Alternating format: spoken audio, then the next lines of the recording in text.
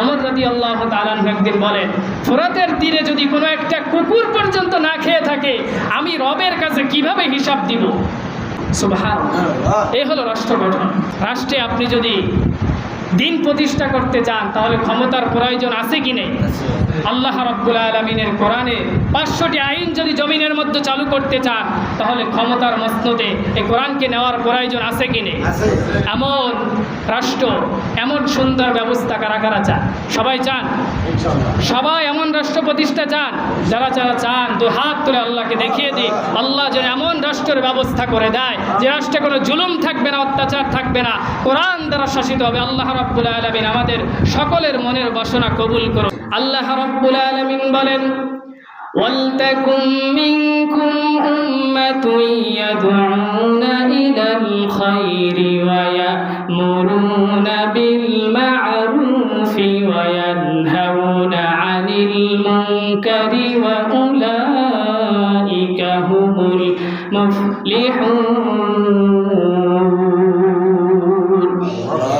আল্লাহ রাব্বুল আলামিন বলেন, ওয়ালতাকুম মিনকুম উম্মাতুন ইয়াদউনা ইলাল খায়র, তোমাদের মধ্যে এমন একটি দল থাকার প্রয়োজন আছে। কি বলেছেন? এমন একটি দল থাকার প্রয়োজন আছে যারা সমাজের মধ্যে ইয়ামুরুনা বিল মা'রুফ, সৎ কাজের আদেশ করবে। কি কাজের আদেশ করবে?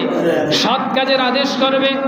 ওয়ায়ানহাউনা আনিল মুনকার, যেখানেই খারাপ দেখবে, যেখানেই অন্যায় দেখবে, জুলুম দেখবে, সেখানেই সঙ্গে সঙ্গে প্রতিবাদ করবে। এমন একটি দল জমিনের মধ্যে থাকার প্রয়োজন। কথা কার? আল্লাহ রাব্বুল আলামিন যদি কথা বলে থাকে তাহলে এমন দলের প্রয়োজন আছে কি নেই? আর এমন দলের যদি আপনি সদস্য হন, এমন দল যদি আপনি করেন, আর যদি কেউ আপনাকে জঙ্গিবাদী বলে, কেউ যদি আপনাকে মৌলবাদী বলে, তাহলে কি আপনি কষ্ট পাবেন? কষ্ট পাওয়া যাবে? কখনোই যাবে না। আল্লাহ রাব্বুল আলামিন বলতেছেন, আমি কোরআনের মধ্যে শুধুমাত্র সমাজে চলার জন্য তোমাকে ব্যবস্থা করে দেইনি, খাবারের বন্দোবস্ত করে দেইনি, আমি শুধু আকাশ পথে চলার জন্য ব্যবস্থা করে দেইনি, আমি শুধু সমুদ্র পথে চলার জন্য ব্যবস্থা করে দেইনি। আমি রব তোমাকে রাষ্ট্র পরিচালনা করার জন্য, রাষ্ট্রের মধ্যে সুশাসন প্রতিষ্ঠা করবে কিভাবে, রাষ্ট্রের মধ্য থেকে অন্যায় জুলুম কিভাবে দূর করবে, সে ব্যবস্থা, সে নীতিমালা আমি রব এই কোরআনের মধ্যে বাতিয়ে দিয়েছি। ইন্নাল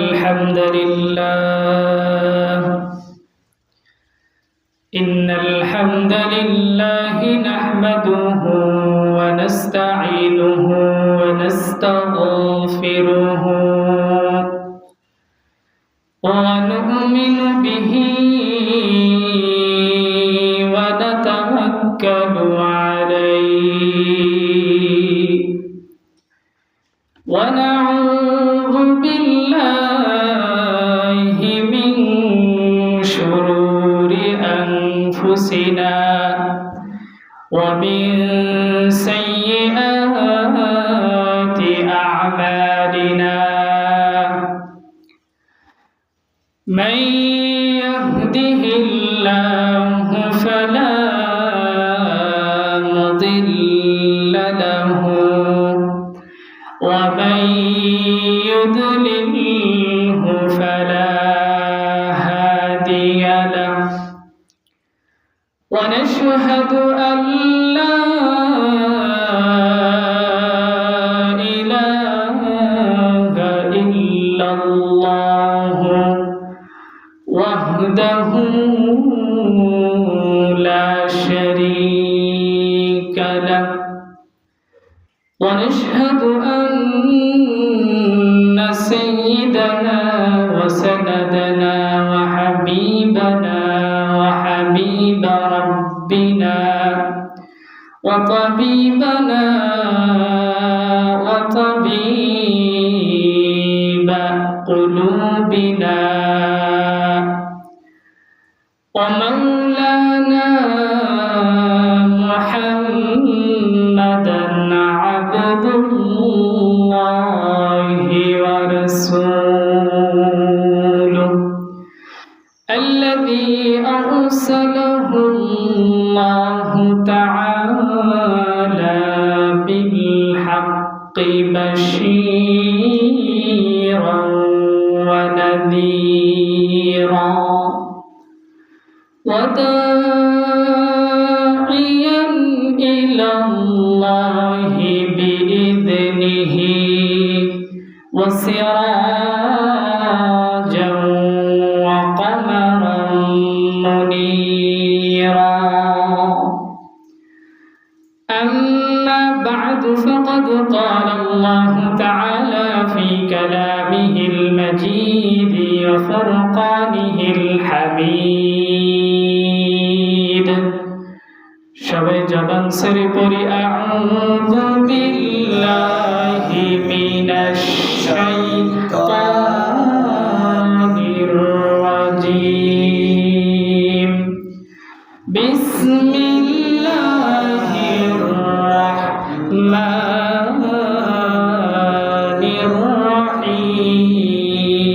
الرحيم كنتم خير أمة أخرجت للناس تأمرون بالمعروف وتنهون عن المنكر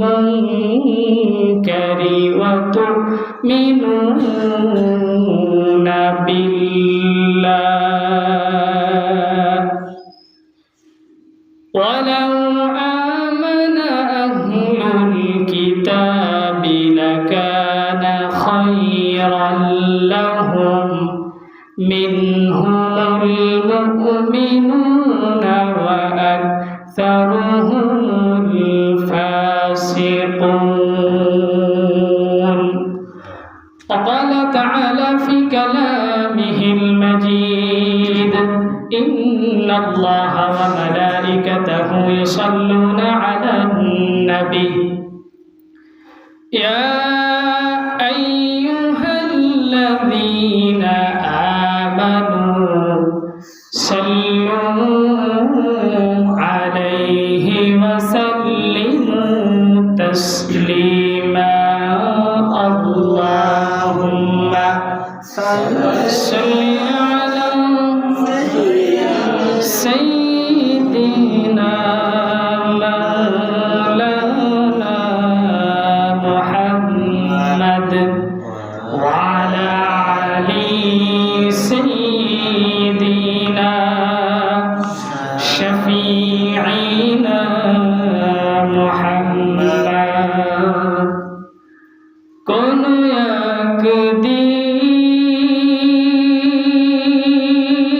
একদিন এদেশের আকাশে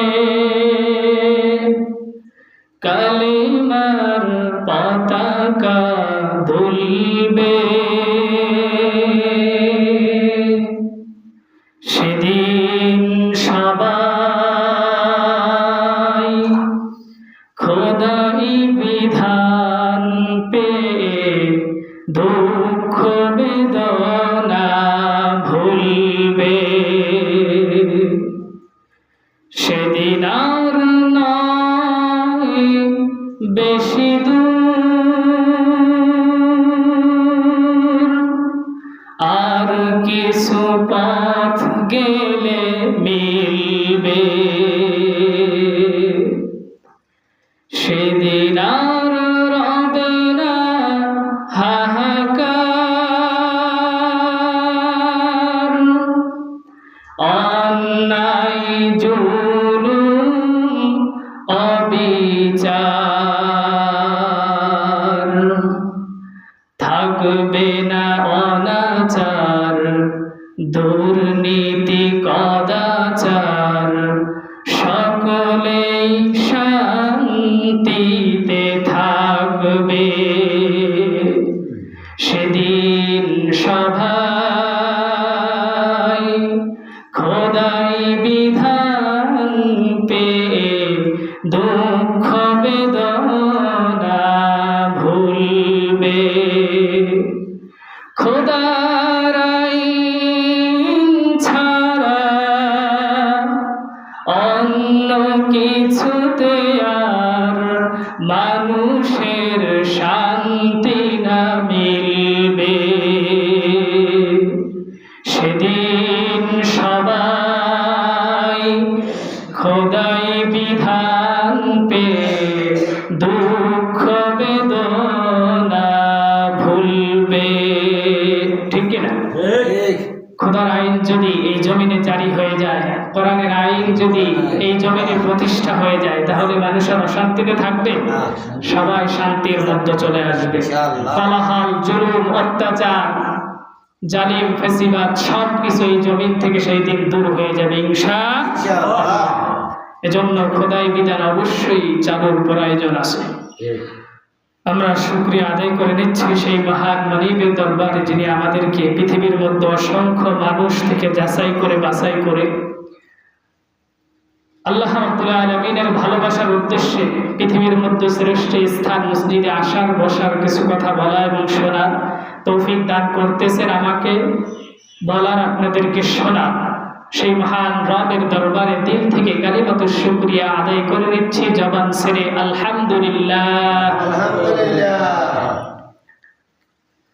আমরা গত সপ্তাহে আলোচনা করেছিলাম ন্যায় ইনসাফ প্রতিষ্ঠা সমাজে প্রয়োজনীয় আছে কি নেই। এ সপ্তাহে আমরা আলোচনা করব দিন প্রতিষ্ঠায় রাষ্ট্র ক্ষমতার গুরুত্ব কতটুকু।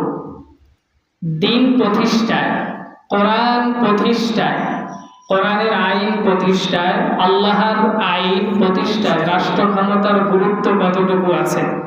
শুধুমাত্র কি হুজুর মসজিদে এবং ওয়াজের মাঠে ওয়াজ করলে আইন পাস হবে, নাকি ওই ক্ষমতার চেয়ারে তাদেরও যাওয়ার প্রয়োজন আছে? এ সম্পর্কে আজকে আমরা আলোচনা করব। কোরআন এবং হাদিস থেকে একটা কথাও আমার বানানো থাকবে না ইনশাআল্লাহ। আল্লাহ তাআলা যেন তৌফিক দেয় অল্প কিছু কথা মুখতাসার সুন্দরভাবে আপনাদের মাঝে উপস্থাপন করার জন্য। এজন্য আল্লাহর কাছে দোয়া করে নিচ্ছি, সকলে বলছি আমিন। আমিন। আল্লাহ রাব্বুল আলামিন কোরআনুল কারীমের সূরা আল ইমরানের 110 নম্বর আয়াতে জানিয়ে দিয়েছেন, কুনতুম খায়রা উম্মাতিন উখরিজাত লিন-নাস তা'মুরুনা বিল মা'রুফি ওয়া তানহাউনা 'আনিল মুনকার। আল্লাহ রাব্বুল আলামিন বলেন, তোমরা হলে শ্রেষ্ঠ জাতি। কে বলেছেন? আল্লাহ। কাদেরকে বলেছেন? আমাদেরকে। কারা শ্রেষ্ঠ জাতি? আমরা শ্রেষ্ঠ জাতি। এটা নিয়ে আমরা গর্ব করি তো? না। আমরা হলাম শ্রেষ্ঠ জাতি, আলহামদুলিল্লাহ। আমরা কি জাতি? শ্রেষ্ঠ জাতি। এ কথা আল্লাহ রাব্বুল আলামিনের সরাসরি, যে তোমরা হলে শ্রেষ্ঠ জাতি। কুনতুম খায়রা উম্মাতিন উখরিজাত লিন-নাস, তোমরা হলে জমিনের মধ্যে শ্রেষ্ঠতম জাতি। আল্লাহ রাব্বুল আলামিন বলেন, তা'মুরুনা বিল মা'রুফ, তোমাদের কাজ হলো তোমরা সৎ কাজের হুকুম করবে। কি করবে? সৎ কাজের হুকুম করবে, ভালো কাজের আদেশ করবে। এবার বলেন তো, আদেশ করতে হলে, হুকুম করতে হলে কিসের প্রয়োজন আছে? ক্ষমতার প্রয়োজন আছে। কিসের প্রয়োজন? ক্ষমতার প্রয়োজন। ক্ষমতা না থাকলে আপনি কখনো আদেশ হুকুম জারি করতে পারবেন না। মসজিদের ইমাম সাহেব, খতিব সাহেব, সে মুসল্লিদেরকে কখনোই আদেশ হুকুম করতে পারে না। সে শুধুমাত্র তাদের মাঝে উপস্থাপন, অনুরোধ করতে পারে। বক্তা, ওয়াইজি, যে ওয়াজ করে, সে শুধুমাত্র শ্রোতাদেরকে তাদের মাঝে উপস্থাপনা করতে পারে এবং অনুরোধ জানাতে পারে, কিন্তু কখনো হুকুম করতে পারে না যে এটা আপনি বাধ্যতামূলক করবেন। এ হুকুম করতে বক্তা পারে না। কিন্তু এই হুকুম করতে পারবে তখন যখন তার মাঝে রাষ্ট্রীয় ক্ষমতা চলে আসবে। এটা কার কথা? আল্লাহর কথা। আল্লাহ বলেছেন তোমরা হুকুম করো, অনুরোধ করার প্রয়োজন নাই। তাহলে হুকুম করতে হলে কি প্রয়োজন? ক্ষমতা প্রয়োজন। আল্লাহ রাব্বুল আলামিন বলেন, তোমরা সৎ কাজের আদেশ করো, অসৎ কাজ থেকে নিষেধ করো। সবাই আবার সৎ কাজের আদেশ, অসৎ কাজ থেকে নিষেধ করতে চায় না। জমিনের মধ্যে জুলুম চলতেছে, অত্যাচার চলতেছে, অনেক ধরনের ফ্যাসাদ চলতেছে। কিছু কিছু লোক বলে, যাকো দুনিয়াবি কাজের মধ্যে আমি জড়াতে চাই না, আমি শুধু আল্লাহ বিল্লাহ করব আর মানুষদেরকে একটু ফুফকার দেব। এরকম হুজুর, এরকম পীর সাহেব আমাদের বাংলার জমিনে আছে কি নাই? ফু শুধু দেয় না, ফু বেচে। কি করে? বিক্রি করে। একটা ফু দিয়ে কয় টাকা? 500 টাকা, 50 টাকা, 200 টাকা, 300 টাকায় ফু বিক্রি করে। কি বিক্রি করে? ফু বিক্রি করে। হুজুরের ফুও এখন বিক্রি হয় টাকার মাধ্যমে। এরা বলে কি যে না, আমরা আবার ওই দুনিয়াবি কাজে জড়াতে চাই না, যে যা করুক করুক, আমি শুধু আল্লাহ বিল্লাহ করবো। কিন্তু আল্লাহকে এটা করতে বলেছেন না। আল্লাহ বলেছেন তোমরা সৎ কাজের আদেশ করো, অসৎ কাজের নিষেধ করো, কারণ তোমরা হলে এই জমিনের মধ্যে শ্রেষ্ঠ জাতি। কে বলেছে? আল্লাহ রাব্বুল আলামিন।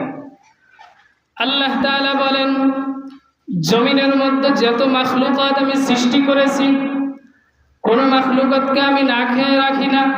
প্রত্যেকটা প্রাণীকে আমি কোনো বন্দোবস্ত ছাড়াই প্রতিদিন তার খাবারের সময় মতো আমি তার মুখের কাছে খাবারের ব্যবস্থা করে দিই।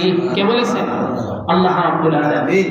দুনিয়ার মধ্যে যারা সম্রাজ্ঞশালী, যারা টাকা পয়সাওয়ালা, তারাও যদি 1000 লোক অথবা 500 লোকের একটা খাবারের আয়োজন করতে চায়, তার প্রস্তুতি নেওয়ার প্রয়োজন আছে। আছে কি নেই?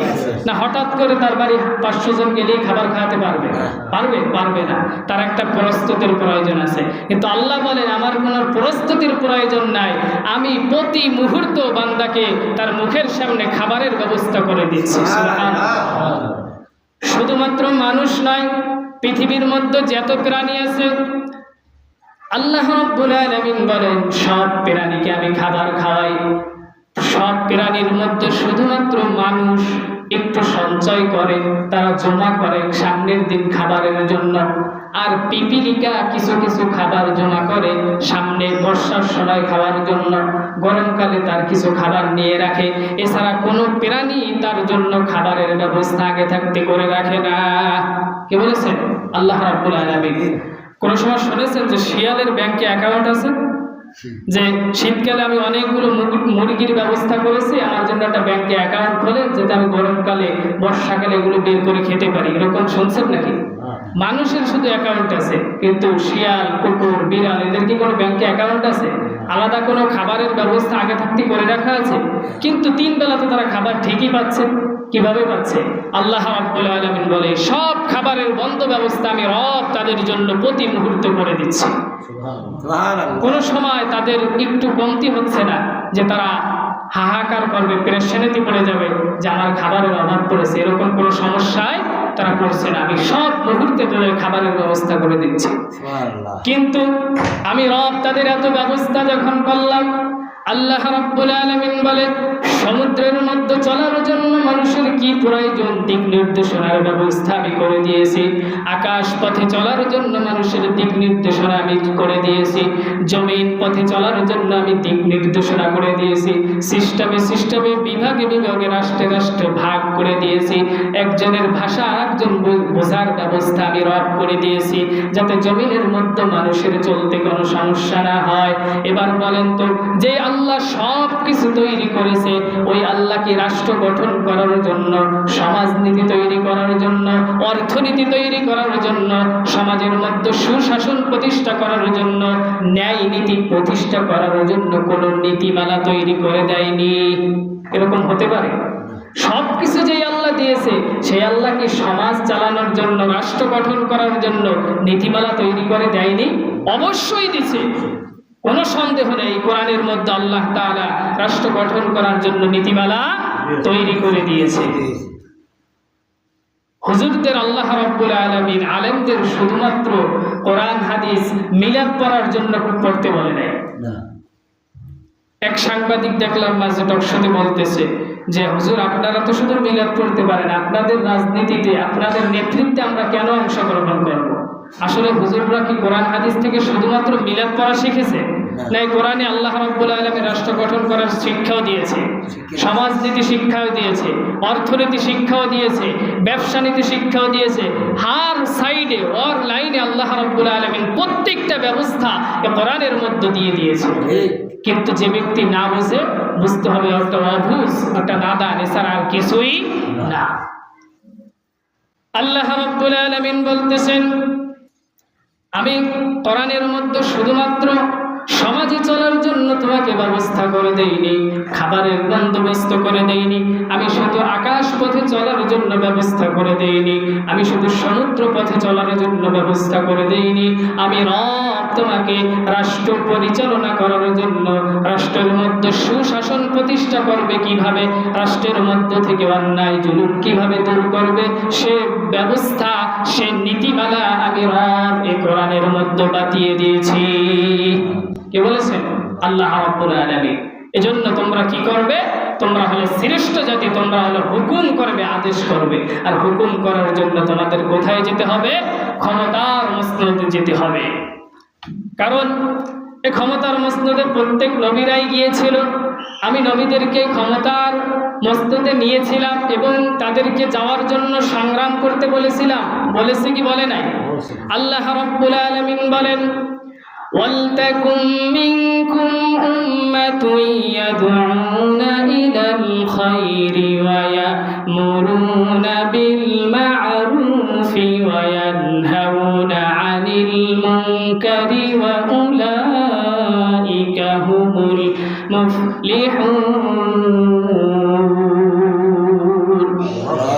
আল্লাহ রাব্বুল আলামিন বলেন, ওয়ালতাকুম মিনকুম উম্মাতুন ইয়াদউনা ইলাল খায়র, তোমাদের মধ্যে এমন একটি দল থাকার প্রয়োজন আছে। কি বলেছেন?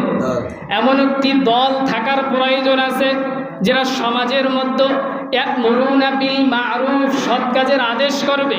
কি কাজের আদেশ করবে? সৎ কাজের আদেশ করবে। ওয়ায়ানহাউনা আনিল মুনকার, যেখানেই খারাপ দেখবে, যেখানেই অন্যায় দেখবে, জুলুম দেখবে, সেখানেই সঙ্গে সঙ্গে প্রতিবাদ করবে। এমন একটি দল জমিনের মধ্যে থাকার প্রয়োজনে। কথা কার? আল্লাহ রাব্বুল আলামিন যদি কথা বলে থাকে, তাহলে এমন দলের প্রয়োজন আছে কি নেই? আর এমন দলের যদি আপনি সদস্য হন, এমন দল যদি আপনি করেন, আর যদি কেউ আপনাকে জঙ্গিবাদী বলে, কেউ যদি আপনাকে মৌলবাদী বলে, তাহলে কি আপনি কষ্ট পাবেন? কষ্ট পাওয়া যাবে? কখনোই যাবে না। কারণ এই কথা হলো আল্লাহ, যেমন একটি দল থাকা প্রয়োজন যারা যেখানেই অন্যায় দেখবে সঙ্গে সঙ্গে প্রতিবাদ করবে আর সমাজের মধ্যে ন্যায় কাজের আদেশ দিবে। আল্লাহ রাব্বুল আলামিন বলেন, শুধুমাত্র তাই নয়, এরা যখন রাষ্ট্র ক্ষমতার মধ্যে প্রবেশ করবে, এরা যখন রাষ্ট্র ক্ষমতার মধ্যে ন্যায় ইনসাফ প্রতিষ্ঠার জন্য প্রসার হবে, এদের কাজ হবে চারটা। কয়টা? চারটি কাজ হবে। সমাজের মধ্যে দল হলো দুইটা। একদল রাষ্ট্র ক্ষমতায় গেলে কাজ করে দুইটা, আর একদল রাষ্ট্র ক্ষমতায় গেলে কাজ করে চারটা। কয়টা? একদল দুইটা, আর একদল চারটা। দুইটা করে হলো তারা যারা হলো সমাজের মধ্যে ধর্ম নিরপেক্ষ, মতবাদ বলতে কিছুই নাই এরকম কথা বিশ্বাস করে, তারা হলো কাজ করে কয়টা? দুইটা। কয়টা করে? দুইটা। এরা হলো দুইটি কাজ সমাজের মধ্যে প্রতিষ্ঠা করে। এক নম্বরে হলো তারা সমাজের যত ইনসাফপূর্ণ কাজ আছে, সমাজের যত ন্যায় নীতি কাজ আছে, সমাজের যত অর্থনীতি আছে, সব কিছু এরা এসে প্রথমে ধ্বংস করে। কি করে? ধ্বংস করে। সমাজকে আস্তে আস্তে তারা বিনির্মূল করার জন্য সমাজের মানুষের প্রতি জুলুম অত্যাচার শুরু করে। দুই নম্বর কাজ হলো জ্ঞানীবান ব্যক্তিদেরকে, সম্মানিত ব্যক্তিদেরকে এরা অপমানিত করে। কি করে? অপমানিত করে। এটা কি আমরা দেখেছি কি দেখি নাই? দীর্ঘ 50 বছরে এই কথা কি আমরা শুনেছি, দেখেছি কি দেখি নাই? দেখছি না? আল্লাহ রাব্বুল আলামিন সেই কথা বলেছেন। সমাজের মধ্যে এক শ্রেণী হলো দুইটি কাজ করে, সমাজকে তারা নষ্ট করার চেষ্টা করে, আর জ্ঞানীবান ব্যক্তি যারা আছে তাদেরকে ধ্বংস করার চেষ্টা করে। আমরা দেখেছি আমাদের মাঝ থেকে হাজারো জ্ঞানীবান ব্যক্তিদেরকে তারা সরিয়ে দিয়েছে। দিয়েছে না? দিয়েছে। যাদের মাধ্যমে আমরা পথ চলতে পারতাম, যাদের রাহবারের মাধ্যমে, যে রাহবারদের দিক নির্দেশনা নিয়ে আমরা পথ আগাতাম, যাদের দিক নির্দেশনা নিয়ে আমরা জান্নাতের পথে অগ্রসর হওয়ার চেষ্টা করতাম, সেই পথকে তারা বাধাগ্রস্ত করেছে। আল্লাহ রাব্বুল আলামিন বলেন, আরেকটি দল আছে যারা হলো যখন রাষ্ট্র ক্ষমতায় প্রতিষ্ঠা হবে তারা কাজ করবে চারটা। কয়টা? চারটি কাজ করবে। এরা হলো ভালো দল, এরা হলো আমার দল, এরা হলো আমার রাসূলের দল। তারা হলো এই কাজ করবে। আল্লাহ রাব্বুল আলামিন সূরা আল হজের 41 নম্বর আয়াতে জানিয়ে দিয়েছেন, আল্লাযীনা ইম্মাক্কান্নাহুম ফিল আরদি আকামুস সালাহ ওয়া আতাউয যাকাতা ওয়া আমারু বিল মা'রুফ ওয়া নাহাউ আনিল মুনকার ওয়া লিল্লাহি আকিবাতুল উমুর। আল্লাহু আকবার। আল্লাহ রাব্বুল আলামিন বলতেছেন, আল্লাযীনা ইম্মাক্কান্নাহুম ফিল আরদি আকামুস সালাহ। এই দল যখন রাষ্ট্র গঠন করবে, এরা যখন ক্ষমতার মসনদে যাবে, তখন এদের কাজ হবে চারটা। কয়টা? 1 নম্বর, এরা সমাজের মধ্যে সালাত কায়েম করবে। কি কায়েম করবে? সালাত কায়েম করবে, নামাজ প্রতিষ্ঠা করবে। আরে নামাজ যখন রাষ্ট্র সংসদে প্রতিষ্ঠা হয়ে যাবে, সমাজের মধ্যে বাধ্যতামূলক হয়ে যাবে, যে যখন নামাজের টাইম হয়ে যাবে, কোনো অফিস আদালত, কোনো দোকানপাট, কোনো স্কুল কলেজ কিছুই খোলা থাকবে না। 10 মিনিট 15 মিনিটের জন্য ওই সময় সব কিছু বন্ধ হয়ে যাবে। ওই সময় শুধুমাত্র নামাজ চলবে। আর এটা যখন রাষ্ট্রের মধ্যে প্রতিষ্ঠা হয়ে যাবে, তখন রাষ্ট্র থেকে অন্যায়, জুলুম, ফাহিশা কাজ, জিনা, ব্যভিচার দূর হয়ে যাবে। এ কথা কার? আল্লাহ রাব্বুল আলামিন। আল্লাহ তাআলা বলেন, ইন্নাস সালাতা তানহা আনিল ফাহশাই ওয়াল মুনকার। নামাজ সকল অশ্লীল বেহায়াপনা কাজ থেকে মানুষকে বিরত রাখে। কার কথা? আল্লাহর কথা। নামাজ সকল অশ্লীল বেহায়াপনা, বেলজ্জাপনা যত কাজ আছে, অশ্লীলতা আছে, এগুলো থেকে মানুষকে কি করে? দূরে রাখে। এবার আপনি বলবেন, হুজুর নামাজ যদি কায়েম হয়ে যায় তাহলেই কি মানুষ সংশোধন হয়ে যাবে, ভালো হয়ে যাবে? হ্যাঁ, অবশ্যই হবে। কারণ ইসলামের নিয়ম হলো, যখন ইসলাম কোনো সমাজে প্রতিষ্ঠা হয়, ওই এলাকার যে বড় নেতা থাকে, যে রাহবার থাকে, ওই অফিসের যে বড় রাহবার থাকে, তাকে নামাজের ইমামতি করতে হবে। কি করতে হবে? নামাজের ইমামতি করতে হবে। সংসদের মধ্যে সংসদ প্রধান যে প্রেসিডেন্ট থাকবে, তার ইমামতি করতে হবে। অবশ্যই ইমামতির যোগ্যতা তার থাকতে হবে। ইসলামী রাষ্ট্রের নিয়ম। যেই ইউনিয়ন চেয়ারম্যান থাকবে, তার মেম্বারদেরকে নিয়ে তাকে নামাজ পড়ানোর যোগ্যতা অবশ্যই থাকতে হবে। যে আদালতে জজ থাকবে, তাকে অবশ্যই তার লোকদেরকে নিয়ে নামাজ পড়ানোর যোগ্যতা থাকতে হবে। কলেজের প্রিন্সিপালের অবশ্যই তার ইউনিটকে নিয়ে সালাত আদায় করানোর যোগ্যতা অবশ্যই থাকতে হবে। আর এরকম যখন সমাজের মধ্যে প্রতিষ্ঠা হয়ে যাবে, আপনি ধরেন থানা পর্যায়ে যখন রাষ্ট্র ধরেন ইসলাম কায়েম হয়ে গিয়েছে, আজান হয়ে গিয়েছে থানায়, তখন যিনি ওসি সাহেব থাকবে, তিনি কি করবেন? সালাতের ইমামতি করবেন। কোর্টে আজান হয়ে গিয়েছে, জজ সাহেব ইমামতি করবেন। সংসদে আজান হয়ে গিয়েছে, প্রেসিডেন্ট সাহেব ইমামতি করবেন। এরকম দৃশ্য যখন হয়ে যাবে, আর তারা যখন ইমামতি করবে, ইমামতি করার পরে তার দ্বারা কখনোই আর ওই অফিসে, ওই আদালতে কোনো অন্যায় কাজ, জুলুম করা সম্ভব হবে না। কারণ তার বিবেকে বাধা দিবে যে আমি মাত্র সালাত আদায় করিয়ে এসেছি, এখন আমি কিভাবে ঘুষ নিই, কিভাবে সুদ নিই, কিভাবে অন্যের প্রতি আমি জুলুম করি, অন্যের প্রতি আমি কলম ঠেকাই, সে আর এই কাজ করবে না। এজন্য আল্লাহ রাব্বুল আলামিন বলেছেন, সমাজের মধ্যে অবশ্যই তোমাদেরকে রাষ্ট্র গঠন করতে হবে, এবং সে রাষ্ট্রটা হবে কোরআন মোতাবেক। কি মোতাবেক? কোরআন মোতাবেক। আর এমন ব্যবস্থা যখন তোমরা কায়েম করে ফেলবে, তখন দেখবে সমাজের মধ্য থেকে দুর্নীতি, তোমাদের সমাজের মধ্য থেকে জুলুম, অত্যাচার, এগুলো অটোমেটিক দূর হয়ে যাবে।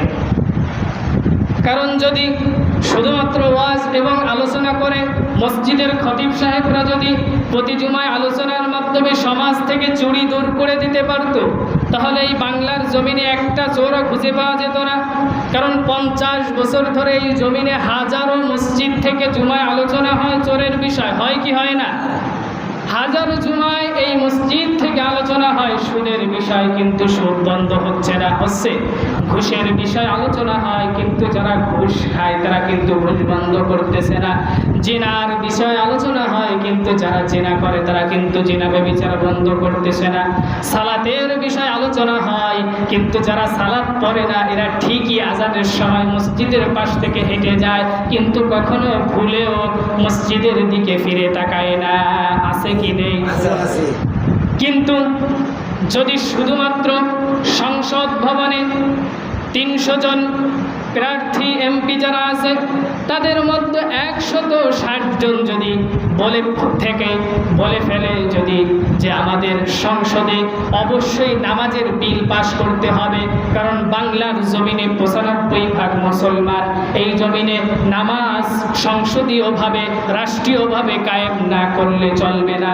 আর এই কথা যখন 160 জন বলবে তখন অটোমেটিক স্পিকার এ কথা মানতে বাধ্য হয়ে যাবে, কারণ সংসদের নিয়ম হলো যখন এক দলের বেশি লোক থাকে, ভারী থাকে, ওই আইনটা পাশ করা লাগে, আর যে দলে লোক কম থাকে ওই আইনটা পাশ না করলেও সমস্যা হয় না। এজন্য যদি এমন লোক সংসদে নেওয়া যায় যারা কোরআন ভিত্তিক আলোচনা করে, যারা কোরআনকে মেনে নিয়েছে, যারা আল্লাহর আইন জমিনের মধ্যে প্রতিষ্ঠার জন্য কাজ করতেছে, যারা সমাজ থেকে জুলুম দূর করতে চায়, সমাজ থেকে অন্যায় দূর করতে চায়, সমাজ থেকে সুদ ঘুষ দূর করতে চায়, তারা কখনোই সংসদে গিয়ে বসে থাকবে না। তারা আর মসজিদের মেম্বারে বসে কথা বলবে না, তারা আর মাহফিলের প্যান্ডেলে বসে কথা বলবে না, সরাসরি স্পিকারের সামনে দাঁড়িয়ে বলবে যে আমার জমিনে অবশ্যই 95% মুসলমান, যেহেতু নামাজের বিল আপনাকে পাশ করতেই হবে, এর বাহিরে কোনো অপশন নাই। তখন স্পিকার বাধ্যতামূলক এ বিল পাশ করে দিবে কি দেবে না? আর এ বিল যখন পাশ হয়ে যাবে সমাজে আপনি আর বেনামাজি খুঁজে পাবেন না। ভয়তে হলো টুপি মাথায় দিয়ে নামাজে ঢুকবে কি ঢুকবে না? আমি প্রায় সময় আপনাদেরকে উদাহরণ দিয়ে থাকি যে করোনার সময় মাস্ক কিন্তু মানুষ বাধ্যতামূলক পড়তো কি পড়তো না? এগুলোর কারণ হলো সংসদে রাষ্ট্রীয়ভাবে পাশ হয়ে গিয়েছিল, মানুষের মধ্যে ভাইরাস ছড়িয়ে যাবে, অবশ্যই বাধ্যতামূলক মাস্ক পরতে হবে। মাস্ক না পরলে একজনের আক্রান্তর কারণে, একজনের রোগের কারণে 10 জন আক্রান্ত হবে। আর এই কারণে প্রত্যেকটা মানুষ 5 টাকার মাস্ক সংসদের আইনের কারণে ভুলবশত রাস্তায় বেরিয়ে যদি যায়, যদি মাস্ক না নিয়ে বের হয়, তারপরও 5 টাকার মাস্ক 200 টাকা দিয়ে কিনে পড়েছে, এরকম দেখছি না 5 টাকার মাস্ক 200 টাকা দিয়ে কিনে পড়েছে, আমরা দেখছি না? কারণ হলো এটা রাষ্ট্রীয়ভাবে পরিচালনা হয়েছে। আর আল্লাহ রাব্বুল আলামিন সেই কথা বলেছে, তোমরা মানুষের মাঝে অনুরোধ করবে না, তোমরা হলে শ্রেষ্ঠ জাতি, তোমরা করবে হুকুম। আর হুকুম করতে হলে তোমাদের যেতে হবে কোথায়? ক্ষমতায় যেতে হবে, তোমাদের ক্ষমতার চেয়ারে বসতে হবে। আর তোমরা যদি ওই চেয়ারকে খালি রেখে দাও, ওখানে যদি যোগ্য ব্যক্তি তোমরা হয়েও বসতে না চাও, তাহলে ওই যোগ্য ব্যক্তির স্থানগুলো অযোগ্য ব্যক্তিরা দখল করে সমাজের মধ্যে জুলুম, অত্যাচার, লুণ্ঠন চালু করে দেবে না? অবশ্যই দেবে, যেটা আমরা বিগত দিন দেখেও এসেছি। এজন্য আল্লাহ রাব্বুল আলামিন বলেছেন, তোমরা অবশ্যই সমাজের মধ্যে, রাষ্ট্রের মধ্যে কোরআনের আইন নেওয়ার জন্য চেষ্টা করবে। আর যখন এগুলো নিয়ে নেবে তখন তোমার জমি কোনো মানুষ দখল করে বিঘার পরে বিঘা জমি দখল করে, কাটার পরে কাটা জমি দখল করে তোমার জমির উপর কেউ অন্যায়ভাবে অন্য এলাকা থেকে এসে ঘের করতে পারবে না। পারবে না। আমি যদি এখানে সারাদিন ওয়াজ করি যে অন্যের জমির উপর ঘের করা যাবে না, অন্যের জমির উপর আপনি কোনো কাজ করতে পারবেন না, এটা কি মানবে না? তুমি কে? তুমি তো সামান্য এক মসজিদের ইমাম সাহেব নাকি? কিন্তু আমার হাতে যখন ক্ষমতা চলে আসবে রাষ্ট্রীয়ভাবে, তখন অটোমেটিক মানতে কি হয়ে যাবে? বাধ্য হয়ে যাবে। এজন্য আল্লাহ রাব্বুল আলামিন বলেছেন, তোমরা রাষ্ট্র ক্ষমতায় কি নেবে? কোরআন নেবে। শুধুমাত্র তাই নয়, আল্লাহ রাব্বুল আলামিন কোরআনের অন্য এক জায়গায় বলেছেন, ইয়া আইয়ুহাল্লাযীনা আমানু হাল আদুল্লুকুম আলা তিজারাতিন তুনজিকুম মিন আযাবিন আলীম। আল্লাহ রাব্বুল আলামিন বলেছেন, হে মুমিনগণ, আমি কি তোমাদের এমন একটি পথ বাতিয়ে দিব না, এমন একটি ব্যবসার কথা বলবো না, এমন একটি ব্যবসার কথা বলবো না যেই ব্যবসা যদি করো তাহলে তোমরা যন্ত্রণাদায়ক শাস্তি থেকে মুক্তি পাবে। কি দায়ক শাস্তি? যন্ত্রণাদায়ক শাস্তি, অর্থাৎ জাহান্নামের আযাব থেকে তোমরা মুক্তি পাবে। জাহান্নামের যে কঠিন আযাব হবে, যে করুণ অবস্থা হবে, ওটা থেকে তোমরা কি পাবে? মুক্তি পাবে। কথা কার? আল্লাহ। আমি কি তোমাদের এমন একটা ব্যবসার কথা বলবো না? জমিনের মধ্যে যদি আমরা ব্যবসা করি, আমরা প্রথমেই বলবো কি যে ভাই এই ব্যবসাটা করলে আমার কি লাভ আছে? বলবো কি বলবো না? বলবো না? যে আপনার কাছে বিক্রি করবে, যে আপনার সঙ্গে শেয়ারে কাজ করবে, আপনি বলবেন ভাই এটা করলে আমার লাভ কি? ঠিক তদ্রুপ মানুষের মনের প্রশ্ন তো আল্লাহ জানে, জানে না? যে মানুষও প্রশ্ন করে বসবে যে আল্লাহ আমি এই ব্যবসা করলে আমার কি লাভ? আল্লাহ রাব্বুল আলামিন সঙ্গে সঙ্গে জানিয়ে দিয়েছেন, তুমিনুনা বিল্লাহি ওয়া রাসূলিহি ওয়া তুজাহিদুনা ফি সাবিলিল্লাহ বিআমওয়ালিকুম ওয়া আনফুসিকুম যালিকুম খায়রুল লাকুম ইন কুনতুম তা'লামুন। আল্লাহ রাব্বুল আলামিন বলেন, তোমরা এই ব্যবসা করার জন্য সর্বপ্রথম যেটা করবে সেটা হলো আল্লাহ ও তার রাসূলের প্রতি ঈমান আনবে। কি আনবে? আল্লাহ ও তার রাসূলের প্রতি ঈমান আনবে। 3 নম্বর কাজ হলো তোমাদের ধন সম্পদ দিয়ে তোমরা আল্লাহ রাস্তায় জিহাদ করবে। কি করবে? জিহাদ করবে। আর তোমরা যদি তোমাদের ধন সম্পদ দিয়ে আল্লাহ রাস্তায় জিহাদ করো এবং তোমরা যদি আল্লাহ রাসূলের প্রতি ঈমান আনো, তাহলে তোমরা এই ব্যবসায় যে লাভটা পাবে সেটা হলো ইয়াগফির লাকুম যুনুবাকুম ওয়া ইউদখিলাকুম জান্নাতিন তাজরি মিন তাহতিহাল আনহার ওয়া মাসাকিন তাইয়িবাতান ফি জান্নাতি আদন যালিকাল ফাওজুল আযীম। আল্লাহ রাব্বুল আলামিন বলেন, এই ব্যবসায় লাভ হলো তোমার পাপ রাশি আমি ক্ষমা করে দিব। কি করে দিব? ক্ষমা করে দিব। এটা দুনিয়ার কোনো লাভ নয়, আখিরাতের লাভ। এই ব্যবসা যদি করেন আপনি লাভ পাবেন কোথায়? আখিরাতে লাভ পাবেন। আপনার পাপ রাশিকে ক্ষমা করে দিবে আল্লাহ রাব্বুল আলামিন, এবং তোমাকে এমন এক জান্নাতের মধ্যে আমি প্রবেশ করাবো যে জান্নাতের তল দেশ থেকে নহর প্রবাহিত হবে, এবং এটাই তোমাদের জন্য উত্তম, এটাই তোমাদের জন্য মহা সাফল্য। কে বলেছে? কাদের জন্য মহা সাফল্য? আমাদের জন্য। কাদের জন্য? আমাদের জন্য। কার কথা? আল্লাহর কথা। এমন ব্যবসা করার জন্য আপনারা রাজি আছেন তো? আল্লাহ রাব্বুল আলামিন বলেছেন, তোমাদের এমন একটা ব্যবসার কথা বলে দিব যে ব্যবসা করলে তোমরা জান্নাতের মধ্যে প্রবেশ করবে, তোমাদের পাপ রাশি ক্ষমা করে দেওয়া হবে, আর এটার মধ্যেই তোমাদের মহা সাফল্য লুকিয়ে আছে। এবার আল্লাহর প্রতি যে আমরা ঈমান আনবো, ঈমান আনতে হলে 4টা জিনিসের প্রয়োজন আছে। কয়টা জিনিস? 4টে জিনিসের প্রয়োজন আছে। তার মধ্যে 1 নম্বর হলো আল্লাহর যত গুণকীর্ত আছে এগুলোর প্রতি অবশ্যই বিশ্বাস করতে হবে, আল্লাহর অস্তিত্বের উপর স্বীকার করতে হবে, পরিপূর্ণ একই আনতে হবে। কি আনতে হবে? একই আনতে হবে। আল্লাহ যে একজন, তিনি যে একমাত্র ইলাহা, তিনি যে একমাত্র হুকুমদাতা, এই পৃথিবীর মধ্যে তিনি ছাড়া আর কেউ হুকুম দিতে পারে না, এই কথাটা অবশ্যই বাধ্যতামূলক কি করে নিতে হবে? স্বীকার করে নিতে হবে। সকল ক্ষমতার উৎস একমাত্র কে? আল্লাহ নাকি জনগণ? এরকম কথা বলা যাবে যে সকল ক্ষমতার উৎস জনগণ? বলা যাবে না। এ কথা বলে তারা যারা ধর্ম নিরপেক্ষ মতবাদ বিশ্বাস করে, এ কথা বলা যাবে না। আল্লাহ বলেছেন সকল ক্ষমতার মালিক একমাত্র একচ্ছন্ন আমি আল্লাহ। আমার আইনি জমিনের মধ্যে চলবে। আলা লাহুল খালকু ওয়াল আমর, সৃষ্টি আমার, আইনে চলবে কার? আমার। আমার সৃষ্টিতে অন্য কারো আইন চলবে না। আল্লাহ রাব্বুল আলামিন বলতেছেন আমার প্রতি ঈমান আনতে হবে, পরিপূর্ণ বিশ্বাস রাখতে হবে, আমার হুকুমের প্রতি পরিপূর্ণ ইয়াকিন আনতে হবে, বিশ্বাস করতে হবে, আমার যে হুকুম আহকাম আছে এগুলো পরিপূর্ণ মেনে নিতে হবে। আমি কোরআনের মধ্যে যে আইনগুলো বাতিয়ে দিয়েছি প্রত্যেকটা আইনকে পরিপূর্ণভাবে মেনে নিতে হবে। কিভাবে মেনে নিতে হবে? পরিপূর্ণভাবে মেনে নিতে হবে। অর্ধেক মানলে হবে না। ভিন্ন রাজনৈতিক দল যারা আছে তাদের সাথে আমাদের কোনো দল পার্থক্য নাই, কোনো ধরনের মতবিরোধ নাই, কোনো ধরনের হিংসা নাই, কোনো ধরনের বিদ্বেষও নাই। শুধুমাত্র একটা জায়গায় তাদের সাথে আমাদের মত পার্থক্য, তারা ইসলামকে দুইটি ভাগ করেছে। কয়টি ভাগ? দুইটি ভাগ করেছে। তারা বলে নামাজ, রোজা, হজ, যাকাত, মসজিদ, মাদ্রাসা, এটা একদিকে। কয়দিকে? একদিকে। এবং রাষ্ট্র, সমাজ, অর্থনীতি, সমাজনীতি, এই সব কিছু আর একটা দিকে। কয়দিকে?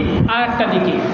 মানে বড় একটা সাইড তারা অন্যদিকে নিয়ে গিয়েছে। এটা তাদের নিজেদের বানানো মতবিরোধ দিয়ে চলবে। নিজেদের যে আইনগুলো তারা নিজেরা বানিয়েছে, তারা যেন বহির্বিশ্ব থেকে যে আইনগুলো আসে এগুলো দিয়ে চালাবে, এবং নামাজ, রোজা, হজ, যাকাত, মসজিদ, মাদ্রাসা যেগুলো আছে এগুলো আল্লাহর আইন দিয়ে চালাবে। এই দুইটি ভাগ করেছে। কারা? ভিন্ন যারা রাজনৈতিক দল করে তারা দুইটি করেছে। আর ইসলামপন্থী যারা আছে তারা বলে আল্লাহর কথা অনুযায়ী যে ইসলাম শুধুমাত্র একটি ভাগে চলবে। কয়টি ভাগে? একটি ভাগে চলবে। কোনো ধরনের ধর্ম নিরপেক্ষ মতবাদ বিশ্বাস করা যাবে না। এটা হলো কুফরি, নিঃসন্দেহে এটা হারাম, হারাম, হারাম। এ ধরনের মতবিরোধ দল যারা করে, এমন দলের সদস্য যারা হবে যারা সমাজে কোরআন নিতে চায় না, রাষ্ট্রে যারা কোরআনের আইন চালু করতে চায় না, কারণ চালু করলে তাদের পকেট ভারী হবে না, আরো খালি হয়ে যাবে, এমন দলের সদস্য হয়ে যদি আপনি মারা যান, আপনি সোনার অক্ষর দিয়ে লিখে রাখতে পারেন নিঃসন্দেহে আপনার জন্য জান্নাতের দরজা বন্ধ হয়ে যাবে।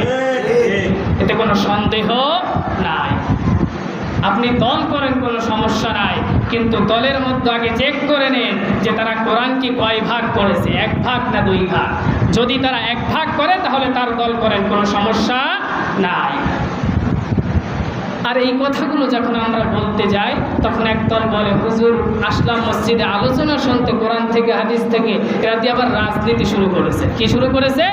রাজনীতি শুরু করেছে। আরে ভাই, রাজনীতি শুরু করে নেই, আল্লাহ রাব্বুল আলামিন এই রাজনীতি করতে বলেছেন। কারণ এই রাজনীতির মধ্যেই তো সব। সমাজের মধ্যে জুলুম অত্যাচার চলে কিসের মাধ্যমে? রাজনীতির মাধ্যমে। সমাজের মধ্যে বেহায়াপনা বিলজ্জাপনা চলে কিসের মাধ্যমে? রাজনীতির মাধ্যমে। সমাজের মধ্যে আল্লাহর আইন পাশ করতে হলে কিসে ঢুকতে হবে? রাজনীতিতে ঢুকতে হবে। আর এই কারণেই আল্লাহ রাব্বুল আলামিন কোরআনের সব জায়গায় রাজনীতি ঢুকিয়ে দিয়েছেন। আপনি আমাকে কি আলোচনা করতে বলবেন? যে কোনো আলোচনা দিবেন, আমি সেই আলোচনা দিয়ে রাজনীতিতে ঢুকতে পারবো ইনশাআল্লাহ। কারণ আল্লাহ রাব্বুল আলামিন প্রত্যেকটা জায়গায় রাজনীতি দিয়ে দিয়েছেন।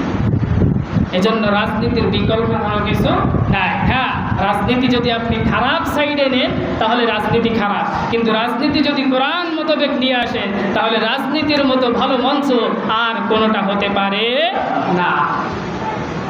কারণ আমি প্রথমেই বলে দিয়েছি যে আমি ব্যক্তি যদি সারাদিনও বলি ভাই আপনারা সুদ খাইয়েন না, আমি যদি এখানে আরও কয়েক বছর থেকে এই জুমায় আলোচনা করি শুধুমাত্র সুদের আলোচনা, আপনার মহল্লা থেকে একজন মানুষকে সুদ বন্ধ করা আমার পক্ষে কষ্ট হয়ে যাবে।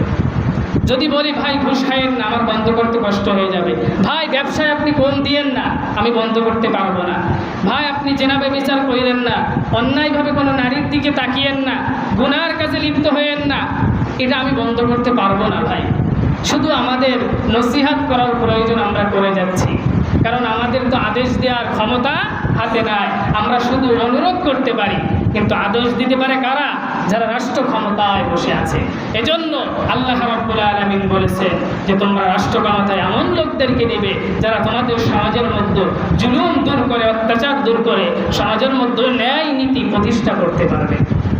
এজন্য তো আপনি এটা চিন্তা করতে পারেন না যে 300 জনের মধ্যে মাত্র 60 জন, মাত্র 13 জন মনে হয় আমাদের লোক থাকলে আমরা জমিনের মধ্যে কোরআন কায়েম করতে পারবো। এটা সম্ভব?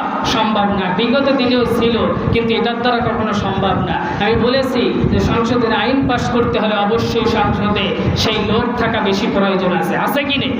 এজন্য আমাদের কোন লোক নিতে হবে? ন্যায় ইনসাফপূর্ণ প্রতিষ্ঠা যারা করতে চায় তাদেরকে বেশি করে নিতে হবে। সেটা যে দলেরই হোক, যার মধ্যে ইনসাফ থাকবে, যার মধ্যে কোরআন থাকবে, যার মধ্যে আল্লাহ রাব্বুল আলামিনের কোরআনকে 2 ভাগ করার কোনো সিস্টেম থাকবে না, একটি ভাগেই যারা পরিচালনা করতে হবে, যারা করতে চাইবে তাদেরকেই আমাদের নিতে হবে। এটা কার কথা? আল্লাহর কথা। শুধুমাত্র তাই নয়, আল্লাহ রাব্বুল আলামিন বলে দিয়েছেন ওয়া উখরা তুহিব্বুনাহা নাসরুম মিনাল্লাহি ওয়া ফাতহুন قريب وبشر المؤمنين কে বলেছেন? আল্লাহ বলেছেন। এবং আরো একটি অনুগ্রহ তোমাদেরকে দিবেন। কে দিবেন? আল্লাহ রাব্বুল আলামিন দিবেন। তোমরা যদি জমিনের মধ্যে এভাবে পরিশ্রম করে যাও, জমিনের মধ্যে যদি দিন কায়েম করার জন্য, জুলুম অত্যাচার দূর করার জন্য, অন্যায় অবিচার জুলুম যদি জমিন থেকে দূর করার জন্য তোমরা কাজ করে যাও, জমিনের মধ্যে যদি আল্লাহর আইনকে এক ভাগে ভাবে বিশ্বাস করে নাও, দুইটি ভাগ যদি তোমরা করতে না চাও, তোমরা যদি ধর্ম নিরপেক্ষ মতবাদ যদি চালু করো, তোমরা যদি সমাজের মধ্যে এগুলো বন্ধ করতে চাও, তাহলে আমি রব তোমাদেরকে একটা অনুগ্রহ দেব। কয়টা অনুগ্রহ? একটা অনুগ্রহ দেব। সেই অনুগ্রহ হলো আল্লাহ রাব্বুল আলামিন বলতেছেন, তোমরা যেটা পছন্দ করো তোমাদেরকে আমি অবশ্যই বিজয় দান করে দিব। কি দান করে দেবে? বিজয়ের ঝান্ডা তোমাদের হাতে আমি রব তুলে দেব। কে বলেছেন? আল্লাহ রাব্বুল আলামিন বলেছেন। তোমাদের বিপক্ষে হাজার হাজার লক্ষ লক্ষ মানুষ থাকুক না কেন, তোমাদের দল যতই ছোট হোক না কেন, ভয় পাওয়ার কোনো কারণ নাই, তোমাদের বিস্মিত হওয়ার কোনো কারণ নাই, চিন্তার কোনো কারণ নাই। কারণ আমি রব সবসময় এই কোরআনকে বিজয়ী ভেসে জমিনের মধ্যে প্রেরণ করেছি এবং বিগত দিনেও করে যাব, এতে কোনো সন্দেহ নাই। কে বলেছেন? আল্লাহ রাব্বুল আলামিন বলেছেন। এজন্য তোমরা যদি জমিনের মধ্যে কোরআন নিয়ে কাজ করতে পারো, জুলুম অত্যাচার যদি দূর করার জন্য কাজ করতে পারো, সমাজের মধ্যে যদি 4টি কাজ করতে পারো, কয়টি কাজ? 4টি কাজ প্রতিষ্ঠার জন্য কাজ করতে পারো, তাহলে তোমাদেরকে অবশ্যই অবশ্যই নিঃসন্দেহে কোনো সন্দেহ নাই, আজ অথবা কাল আমি বিজয়ের ঝান্ডা তোমাদের হাতে তুলে দিব। যতই চক্রান্ত, যতই তোমাদের বিরুদ্ধে ষড়যন্ত্র থাকুক না কেন, ওই ষড়যন্ত্র সব কিছু আমি ধূলিসাৎ করে দেব, তাদেরকে পরাজয় করে আমি তোমাদেরকে বিজয় দান করে দেব। কার কথা? আল্লাহর কথা। কয়টি কাজ? 4টি কাজ। 1 নম্বর কি? নামাজ কায়েম করতে হবে। কি কায়েম করতে হবে? নামাজ কায়েম। যেই দল করতে যায়, যেই দলের মধ্যে এমন চিন্তা ভাবনা আছে যে আমরা রাষ্ট্র ক্ষমতায় গিয়ে সর্বপ্রথম সমাজে নামাজ কায়েম করব, তাদেরকে কে বিজয় দান করবে? আল্লাহ রাব্বুল আলামিন। এটাকে আমি নিজে বলতেছি না আল্লাহর কথা বলতেছি? আল্লাহর কথা বলতেছি। সূরা আল হজ 41 নম্বর আয়াত। 2 নম্বর কাজ হলো আল্লাহ রাব্বুল আলামিন বলেছেন, যারা সমাজের মধ্যে যাকাত প্রতিষ্ঠা করবে। কি প্রতিষ্ঠা করবে? যাকাত। কারণ তোমরা যদি যাকাত প্রতিষ্ঠা করো, তাহলে তোমাদের অর্থনীতি যাকাত ভিত্তিক যখন হবে, সমাজনীতি যখন যাকাত ভিত্তিক হবে, তখন তোমাদের সমাজের মধ্যে অর্থের সংকট আর থাকবে না। এটা কার কথা?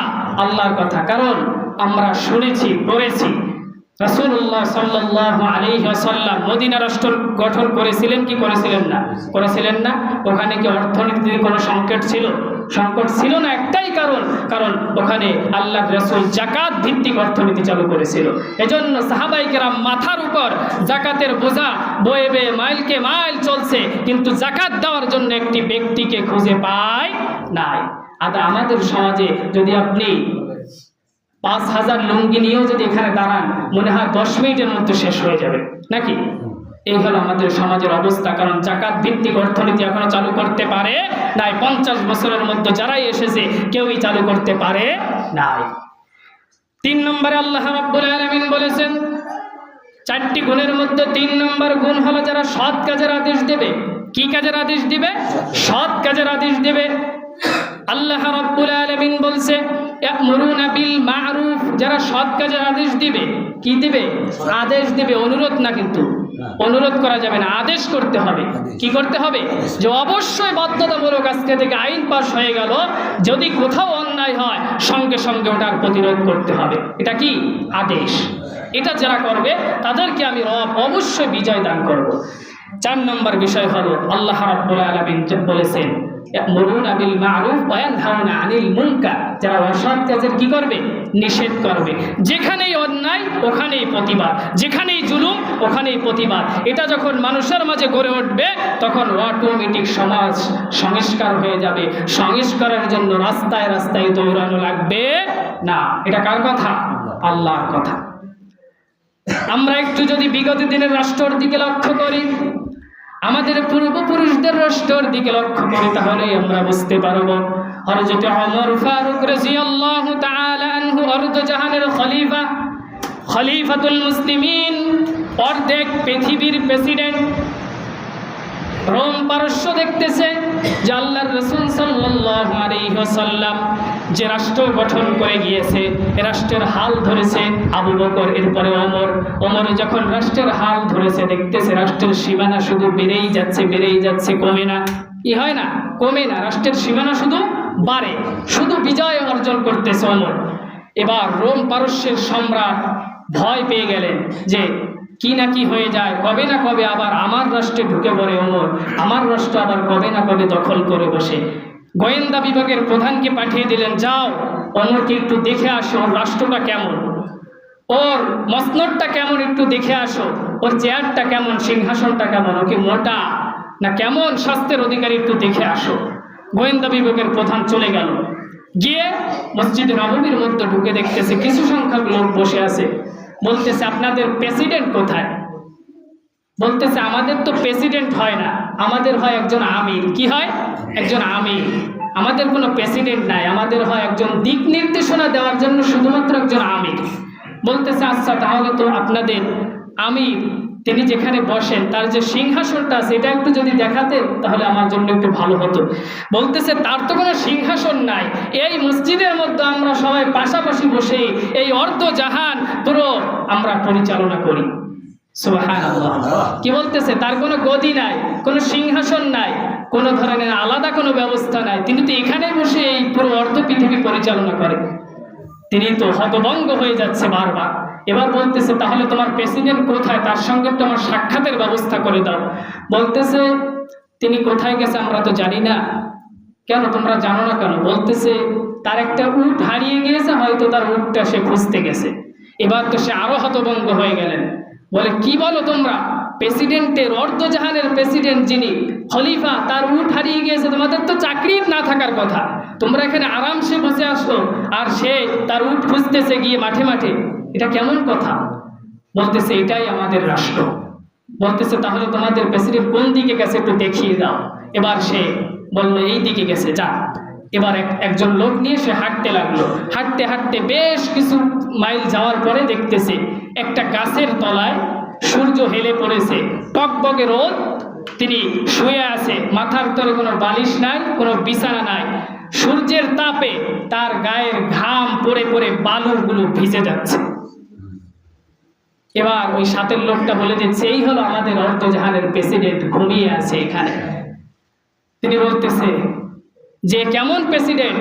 আমার রোম পারস্যের সম্রাট হাজার হাজার সৈন্যবাহিনীর তার বডিগার্ড দেওয়ার প্রয়োজন হয়, এত সুন্দর কামরার মধ্যে থাকে, এত সুন্দর খাট পালং বিছানার পরে সে শুয়ে থাকে, তারপরেও তার রাতে ঘুম হয় না, তার ভয় হয় কোন সময় জানলার ফাঁক থেকে গুলি এসে তার বুকটাকে ঝাঁঝরা করে দেয়। কিন্তু তোমার প্রেসিডেন্ট এরকম, এত অর্ধজাহানের প্রেসিডেন্ট হয়েও একটা গাছের তলায় শুয়ে আছে, সামান্য বিছানা ছাড়া, বডিগার্ড ছাড়া। এ কেমন রাষ্ট্র সে গঠন করেছে? অর্থাৎ তিনি একটা জিনিস বুঝেছে যে তিনি জনগণদেরকে নিরাপত্তা দিয়েছে, জনগণের খাবারের ব্যবস্থা করেছে, জনগণের বাসস্থানের ব্যবস্থা করেছে, ন্যায় ইনসাফ প্রতিষ্ঠা করেছে। এজন্য পুরো পৃথিবী, পুরো অর্ধজাহানের যত জনগণ আছে সবাই মিলে তার নিরাপত্তার ব্যবস্থা তারা নিয়ে নিয়েছে, দায়িত্ব ওই জনগণ নিয়ে নিয়েছে। এখান থেকে যে শিক্ষাটা পায় যে রাষ্ট্র যদি আপনি সুন্দরভাবে পরিচালনা করতে পারেন, তাদের মধ্যে যদি ইনসাফ প্রতিষ্ঠা করতে পারেন, জুলুম অত্যাচার দুর্নীতি যদি দূর করতে পারেন, মানুষের মাঝে যদি আপনি আল্লাহর আইন প্রতিষ্ঠা করতে পারেন, অটোমেটিক আপনার বডিগার্ডের প্রয়োজন হবে না, আপনার দায়িত্ব তারাই নিয়ে নেবে, আপনি নিশ্চিন্তভাবে ঘুরে বেড়াবেন, কোনো সমস্যা হবে না। হযরত ওমর ফারুক রাদিয়াল্লাহু তাআলা আনহু রাসূলুল্লাহ সাল্লাল্লাহু আলাইহি ওয়াসাল্লামের কামরার মধ্যে, হুজরার মধ্যে প্রবেশ করলো। প্রবেশ করে দেখে রাসূল সাল্লাল্লাহু আলাইহি ওয়াসাল্লাম শুয়ে আছে। রাসূল ওমরকে দেখে সঙ্গে সঙ্গে উঠে বসলেন। ওমর দেখতেছে রাসূলের কোনো শক্ত বিছানা নাই, কোনো বালিশ নাই, কোনো চাদর নাই, রাসূল শুধুমাত্র দড়ি দিয়ে একটা খাট বানানোর উপর শুয়ে আছে। ওমর রাসূলের পিঠের দিকে তাকিয়ে দেখে রাসূলের পিঠের উপর দড়ির দাগ বসে গিয়েছে। ওমর বলতেছে, ইয়া রাসূলুল্লাহ, দুনিয়ার মধ্যে কাফের বেঈমানরা, মুশরিকরা, যারা সমাজের মধ্যে অত্যাচার জুলুম করে, তারা এত আরামায়েশে থাকে, আর আপনি পুরো জাহানের রহমত স্বরূপ আপনাকে প্রেরণ করা হয়েছে, আপনি একটা স্থানের প্রেসিডেন্ট, আপনার এত বড় দায়িত্ব, আর আপনি এত কষ্ট করে শুয়ে থাকেন, আপনি একটু আমাকে অনুমতি দেন, আপনার জন্য একটা বিছানা ব্যবস্থা করে দিই, আমি আপনার জন্য একটা তোষকের ব্যবস্থা করে দিই। রাসূল বলতেছে, ওমর, আমরা তো জমিনের মধ্যে সুখ প্রতিষ্ঠা করার জন্য এসেছি, কিন্তু নিজে সুখ করার জন্য আসি নাই। জমিনের মধ্যে ইনসাফ প্রতিষ্ঠার জন্য আমাকে পাঠিয়েছে, কিন্তু আমি জমিনের মধ্যে শান্তি ভোগ করার জন্য আসি নাই। দুনিয়ার মধ্যে মুমিনদের হলো একটা সামান্য একটা জেলখানার মতো অবস্থা থাকবে, কোন রকম বেঁচে থাকবে, আর তাদের বালাখানা হবে কোথায়? জান্নাতে। কে বলেছেন? রাসূল সাল্লাল্লাহু আলাইহি ওয়াসাল্লাম বলেছেন। হযরতে ফাতিমা রাদিয়াল্লাহু তাআলা আনহা বর্ণনা করেছেন, তাদের ঘরে প্রায় 1 মাস অথবা 1 মাস 10 দিনের মতো খাবার নাই। তিনি বলতেছেন, আমরা শুধুমাত্র খেজুর এবং পানি খেয়ে বেঁচে আছি। এরকম সময় হঠাৎ একদিন মসজিদে নববীর মধ্যে হযরত ওমর এবং আবু বকর অসময়ে এসে দাঁড়িয়েছে। রাসূল বলতেছে, তোমরা এ সময় কেন ঢুকেছো? বলতেছে, আমরা এসেছি, আমাদের পেটে কোনো খাবার নাই, ক্ষুধার যন্ত্রণায় আমরা অস্থির হয়ে আছি 3-4 দিনের মতো। আল্লাহর রাসূল বলতেছে, তোমরা তো 3-4 দিন খাবার খাও না, কিন্তু আমি তো প্রায় মাসের বেশি আমার পেটে খাবার জোটে না, শুধুমাত্র আমার ফ্যামিলি নিয়ে আমি খেজুর আর পানি দিয়ে আমার পরিবারকে চালিয়ে নিচ্ছি। কে বলেছেন? রাসূল বলেছেন। কিন্তু তিনি কিন্তু ওই সময় ওই জায়গার প্রেসিডেন্ট, কিন্তু ওই জায়গার জনগণ একজনও না খেয়ে নাই। প্রত্যেকটা জনগণ, সুন্দর খাবারের ব্যবস্থা আছে, সুন্দর পোশাকের ব্যবস্থা আছে, সুন্দর বিচার ব্যবস্থার সিস্টেম করা আছে, কোনো জুলুম অত্যাচার কারোর প্রতি হয় না। কিন্তু যারা সেবক আছে, যারা ওই জায়গায় রাষ্ট্র ক্ষমতার দায়িত্ব আছে, তারা সবাই কেউ 3 বেলার 1 বেলা খায়, কেউ 2 বেলা খায়, কেউ পোশাক একটা নিয়ে চলতেছে, কেউ একটা পোশাক ধুয়ে দিয়ে ঘরের মধ্যে থাকতেছে, আবার ওই পোশাক শুকিয়ে গেলে ওই পোশাক পরিধান করে রাষ্ট্রের পরিচালনা করতে যাচ্ছে। সেবকদের এই হলো অবস্থা, কিন্তু প্রজাদের কোনো করুণ অবস্থা নাই। আল্লাহর রাসূল এমন রাষ্ট্র প্রতিষ্ঠা করেছে, আর এই রাষ্ট্র প্রতিষ্ঠা করে আল্লাহর রাসূল বলেছেন, আমি যে রাষ্ট্র প্রতিষ্ঠা করেছি, আমার এই রাষ্ট্র পুরো কিয়ামত পর্যন্ত সব থেকে শ্রেষ্ঠ রাষ্ট্র হিসাবে থেকে যাবে। এমন রাষ্ট্র আর দ্বিতীয়বার কায়েম হবে না, যেখানে কোনো ধরনের অত্যাচার, জুলুম, অন্যায় ছিল না, কোনো ধরনের সমস্যা ছিল না, কোনো জুলুম ছিল না। ওমর রাদিয়াল্লাহু তাআলা একদিন বলেন, ফোরাতের তীরে যদি কোনো একটা কুকুর পর্যন্ত না খেয়ে থাকে, আমি রবের কাছে কিভাবে হিসাব দিব? অর্ধজাহানের প্রেসিডেন্ট, এত বড় এরিয়া, তার কি দেখা সম্ভব যে একটা কুকুর সামান্য, তাতে একটা প্রাণী, মানুষও না, ও যদি না খেয়ে থাকে আল্লাহর কাছে হিসাব দিতে হবে? তিনি বলতেছে, হ্যাঁ, ফুরাতের তীরে যদি একটা কুকুর পর্যন্ত না খেয়ে থাকে আর আল্লাহর কাছে যদি অভিযোগ করে, আমি ওমর কিভাবে আল্লাহর কাছে জবাব দিব? সুবহানাল্লাহ। এই হলো রাষ্ট্র গঠন। রাষ্ট্র ক্ষমতা অবশ্যই গুরুত্ব আছে কি নেই? আছে না? রাষ্ট্রে আপনি যদি দিন প্রতিষ্ঠা করতে চান, তাহলে ক্ষমতার প্রয়োজন আছে কি নেই?